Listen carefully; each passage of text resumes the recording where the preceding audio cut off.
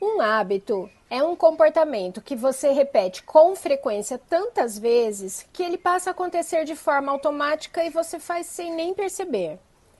Todas as vezes que as pessoas estão buscando uma grande transformação na sua vida, relacionamentos mais saudáveis, um novo emprego, mais dinheiro, elas vão em busca de acrescentar novos hábitos à sua rotina. Mas elas não percebem que de nada adianta acrescentar novos hábitos e manter os antigos, que estão rodando sem elas perceberem e que, na maioria das vezes, são eles que estão travando a transformação que elas buscam, porque eles drenam a energia de ação que elas precisam para avançar. Os hábitos têm o poder de construir o nosso futuro. Pensa comigo. O que você é hoje foi construído pelos seus hábitos do passado. Então, a pessoa que você quer se tornar no futuro precisa ser construída por novos hábitos, sim. Mas principalmente você precisa se livrar dos hábitos antigos que te impediram de chegar onde você queria. Hoje eu quero te mostrar 5 hábitos que drenavam a minha energia e que me mantinham sempre no fundo do poço, sem forças para buscar o meu avanço, sem forças para buscar a transformação que eu tanto queria. Meu nome é Gláucia Furlan, eu sou formada em psicologia e criadora do projeto Espiritualidade Ativa. Eu acredito que todos nós temos um potencial incrível para transformar as nossas vidas de dentro para fora. E quem ativa esse potencial em nós é a espiritualidade. Se você não está satisfeito com a sua vida e acha que pode transformá-la para o melhor, este canal está sendo construído para você. Aproveita, se inscreve, ativa as notificações para não perder nenhum conteúdo que eu for postando. Uma coisa muito importante que eu preciso que você entenda é que todas as vezes que você começa a se mover para um avanço em sua vida, a resistência vai te segurar. O teu ego vai tentar te impedir e te fazer ficar onde você está.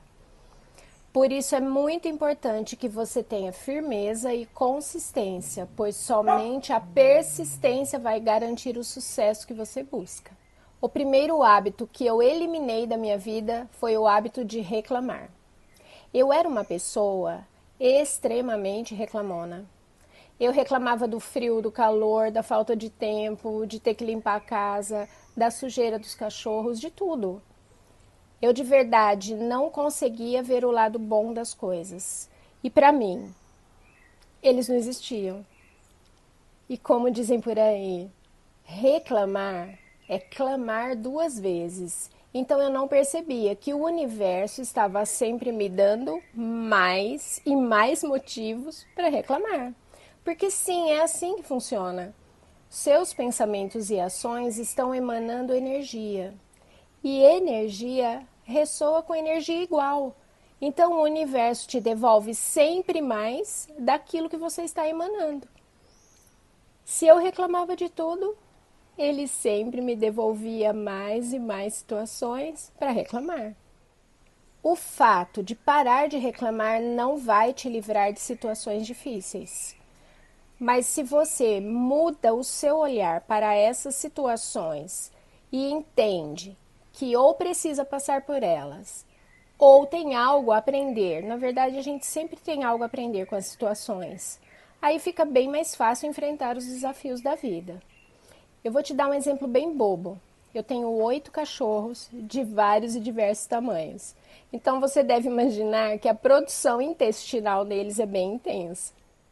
Eu os amo de uma forma absurda, mas antes era uma tortura ter que limpar todos os dias toda aquela produção. Quando eu comecei a perceber que se eu estava ali limpando as cacas deles, era porque todos estavam saudáveis, se alimentando, e aí isso queria dizer que eu também estava com condições de mantê-los bem, eu mudei o meu olhar.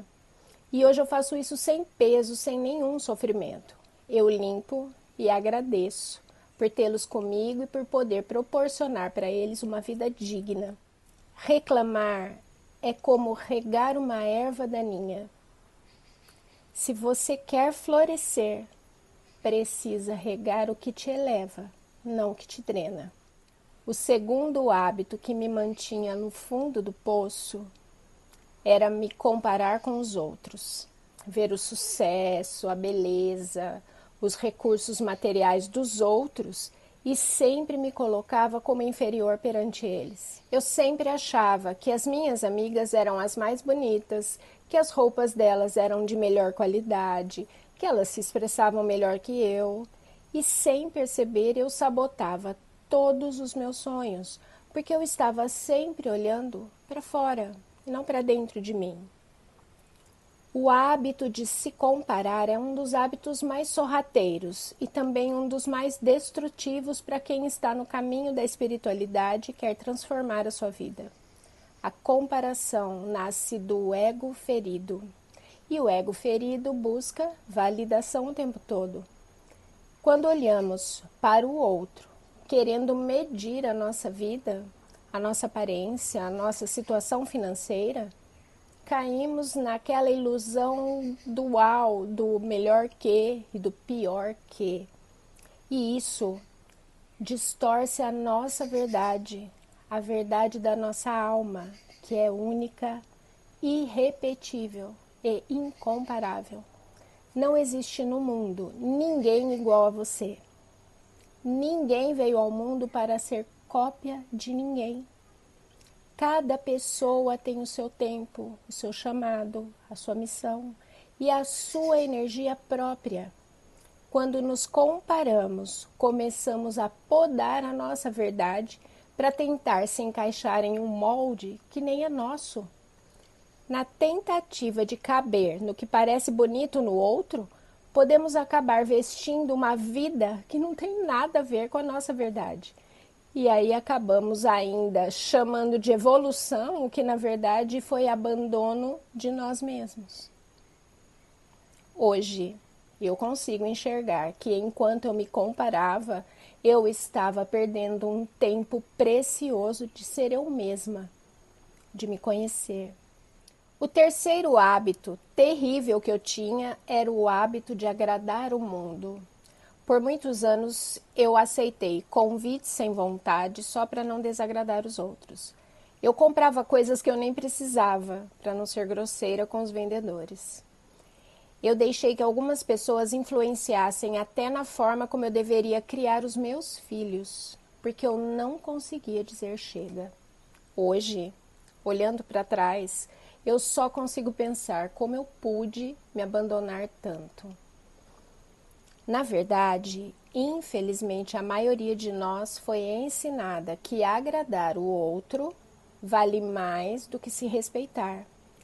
E por trás dessa dificuldade de dizer não, existe um medo que vem lá dos nossos ancestrais, um medo que foi passado de geração em geração, medo de ser julgado, medo de ser abandonado. Se não agradamos o outro, estamos sujeitos a ficar sozinhos. Mais ou menos isso. E aí, nós vamos repetindo esse padrão e o pior, ainda passamos isso para os nossos filhos. Quando eu comecei a desenvolver a minha espiritualidade, eu entendi que dizer não, quando você quer dizer não, também é um hábito sagrado, porque você está valorizando a sua essência, a sua verdade. O quarto hábito, gente do céu, esse era feio demais. Era o hábito de falar da vida dos outros. Cara, que vergonha. O hábito da fofoca. Por muito tempo, eu focava a minha vida, a minha atenção nas vidas alheias, achando que eu tinha solução para todos os problemas das pessoas. Só que eu não via que enquanto eu cuidava da vida dos outros, a minha estava lá, abandonada. Quando a gente fofoca ou vive cobrindo-se em críticas alheias, nós estamos focando fora de nós. Nós estamos fugindo de olhar para as nossas próprias sombras, para as nossas inseguranças, para as nossas dores. Esse hábito alimenta a comparação E a comparação, como eu já falei aqui, te faz esquecer quem você realmente é. Reclamar, fofocar, exige que você mantenha pensamentos negativos sempre ativos, e isso alimenta uma vibração energética de medo, de insegurança, de julgamento, e tudo isso drena a sua energia espiritual, emocional e mental. E trava o seu desenvolvimento, porque a sua escuta interior fica prejudicada, porque a sua atenção vai para o externo, vai para os outros, em vez de vir para dentro, para os seus sentimentos, para o que a sua alma está precisando. Focar o seu olhar na vida dos outros é como se manter escondido de você mesmo. É se abandonar totalmente. Vamos então ao quinto e último hábito. A nossa trajetória aqui pelo planeta Terra é evolutiva. E os erros fazem parte dessa lapidação da nossa alma. Só que ao invés de enxergar os erros como oportunidades de crescimento, muitos de nós os enxergamos como fracassos ou como sinais de que precisamos de alguém para nos salvar. E é aqui que entra o quinto hábito que me mantinha sempre no mesmo lugar. O hábito de buscar salvadores fora de mim. Desde pequenos, ouvimos frases como obedeça ao médico, o padre sabe, o professor sabe, a mãe sabe o que é melhor para você. Isso nos moldou a buscar autoridade fora e não confiança dentro, porque não fomos ensinados a desenvolver o nosso próprio senso de discernimento interno. Veja bem, quando estamos aprendendo algo novo ou em momentos de crise, pessoas com mais conhecimento ou experiência podem ser guias valiosos. A única coisa que eu ressalto aqui é que a autoridade externa nunca deve nos aprisionar. Nada deve substituir a nossa escuta interna. A consequência de não aprendermos isso enquanto éramos crianças é que agora, mesmo adultos, continuamos procurando alguém que nos diga o que fazer. Buscar um salvador é uma fuga sofisticada, porque enquanto eu coloco a solução dos meus desafios nas mãos do outro, eu me isento da minha responsabilidade pela mudança. A mesma coisa na nossa relação com Deus. Ao invés de vivermos pedindo, devemos nos conectar a Ele. Veja bem, conectar-se com Deus não é só se colocar numa posição de mendicância. Conectar-se com Deus é lembrar que Ele está dentro de nós. E isso muda tudo. Quando nos conectamos com Deus, deixamos de ser pedintes e nos tornamos co-criadores da nossa realidade, porque começamos a agir com consciência e fé, alinhadas com a nossa essência.